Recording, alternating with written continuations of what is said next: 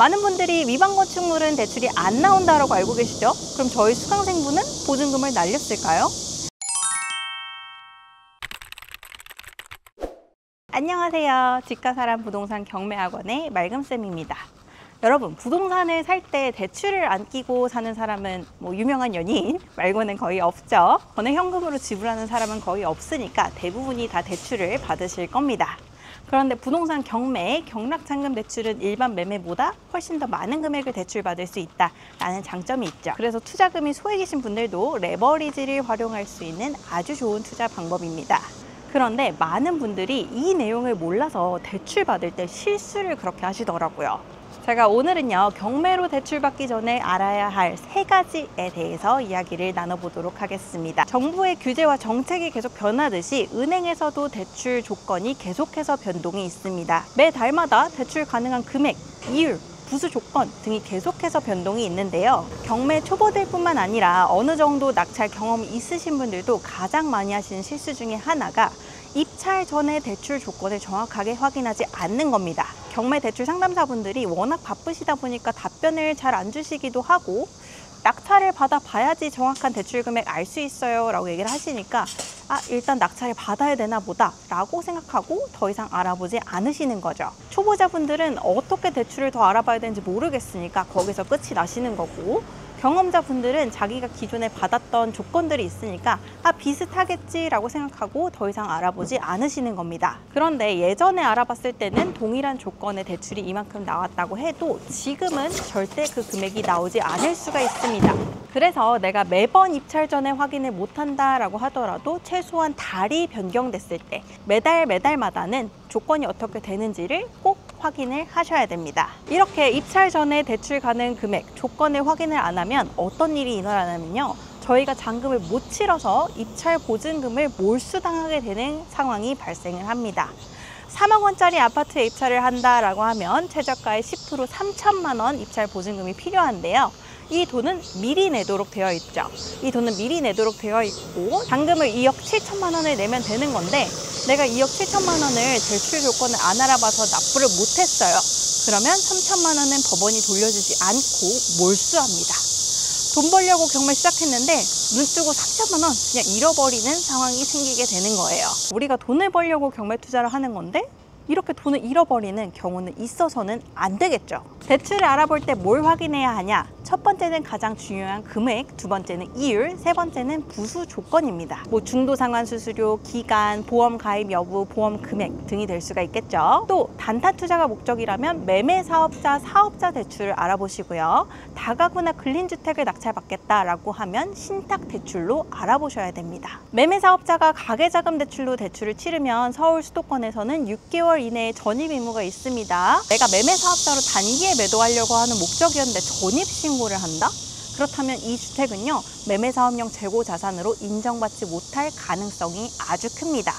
당장 매도했을 때는 세금 추징이 안 들어올 수 있어요. 시간이 지났을 때 추징이 될 수가 있습니다.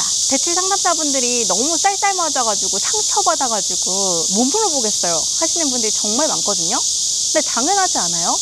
저희가 그분들한테 물어보면서 돈을 드리는 것도 아니고 그분들한테 물어보는 분은 수십 명, 수백 명일 겁니다.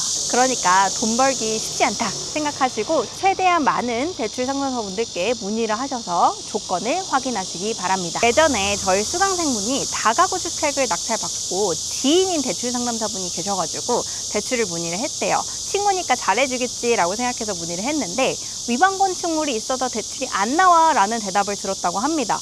사색이 되셨어요. 자기 어떡하냐고, 보증금 날려야 되냐고 학원에 연락을 주셨는데, 두 번째로 가장 많이 하시는 실수가 대출을 충분히 알아보지 않으시는 거예요. 한두 군데 문의 넣어봤는데 답이 안 와, 아니면 대출이 안 돼요, 금액이 얼마 나와요, 그냥 이 얘기만 듣고 그렇구나 하고 더 이상 알아보려는 노력을 하지 않는 건데요. 많은 분들이 위반 건축물은 대출이 안 나온다라고 알고 계시죠? 그럼 저희 수강생분은 보증금을 날렸을까요? 아닙니다. 제가 위반 건축물도 대출이 나오니 여기랑 저기랑 해서 더 알아봐라 라고 말씀을 드렸고 무사히 대출을 받아서 잔금을 치르셨습니다. 위반 건축물이라고 대출이 안 나오는 건 아니에요. 충분히 더 알아보시고요. 어려움이 있으시다라고 하면 경험이 많은 저희 학원에 오셔서 도움을 받으시기 바랍니다. 학원에서는 100명이 넘는 대출 상담사 리스트를 공유를 해드리고 있어요. 그런데 많은 분들이 한 3, 4명, 5명, 6명 알아보시다가 그냥 그만 알아보세요. 내가 정말 간절하다면, 의지가 있다면 방법은 항상 있습니다. 낙찰받고 나서도 막 한두 군데 비교해보고 조건 받은 다음에 결정하시는 분들이 있는데요. 최대한 많은 곳에서 알아보고 법무비까지 견적을 받으셔가지고 나에게 가장 유익한 곳으로 선정을 하시기 바랍니다. 우리가 3억 원짜리 부동산을 살 때 딱 3억 원만 필요한 게 아니죠. 부수적으로 취득세, 법무사 수수료, 미납관리비, 인테리어 수리 비용, 그리고 매도할 때까지의 대출이자, 이런 비용들은 우리가 현금으로 미리 가지고 있어야 되는데요. 세 번째로 가장 많이 하시는 실수가 이런 추가 비용들을 고려하지 않고 대출을 받으시는 겁니다. 내가 가지고 있는 돈으로 보증금 그리고 일부 잔금 내고 나머지는 대출로 충당하면 된다라고 생각하시는 건데요. 중개 수수료야 뭐 잔금을 받고 나서 드린다고 해도 중간중간 들어가는 비용들은 일단 현금이 먼저 필요하게 되죠. 이런 지출해야 되는 비용들을 미리 고려하지 않고 대출을 적당히만 받았다 라고 하면 그 과정이 상당히 고통스럽습니다. 인테리어 비용을 도배만 해야지 라고 해가지고 80만 원 잡아놨는데 명도하고 개문해 보니까 싱크대도 갈아야겠네, 화장실도 수리해야겠네, 그래서 비용이 더 들어가게 돼요. 근데 돈이 빠듯해. 그럼 얼마나 힘들겠습니까? 그러니까 낙찰만 받는다고 끝이 아니라 그 이후에 일어날 일들도 고려를 다 하셔가지고 자금 계획을 세우고 입찰을 하시기 바랍니다. 그리고 만약에 기존에 대출을 받은 내용이 있다면 그 대출의 특약사항에 추가 주택 금지 약정이 있는지 이 부분도 꼭 확인을 하시기 바랍니다. 만약에 그 약정이 있다라고 했을 때 여러분들이 추가적으로 주택을 구입하거나 낙찰받게 되면 해당 대출금은 환수가 되기 때문이에요. 오늘은요, 경매로 대출 받을 때 가장 많이 하는 실수 3가지에 대해서 알아봤습니다. 오늘 영상을 시청하신 분들이라면 이러한 실수는 하지 않으시겠죠? 항상 안전한 투자가 먼저다 라고 생각을 하시고요. 제대로 된 부동산 경매 투자를 저와 저희 집가사랑 원장님과 함께 소수정의 단 10명 밀착 케어를 받으시면서 투자하고 싶으신 분들이라면 9월 11일 개강하는 투자 종합반에서 만나 뵙도록 하겠습니다. 오늘도 영상 끝까지 시청해 주셔서 감사합니다.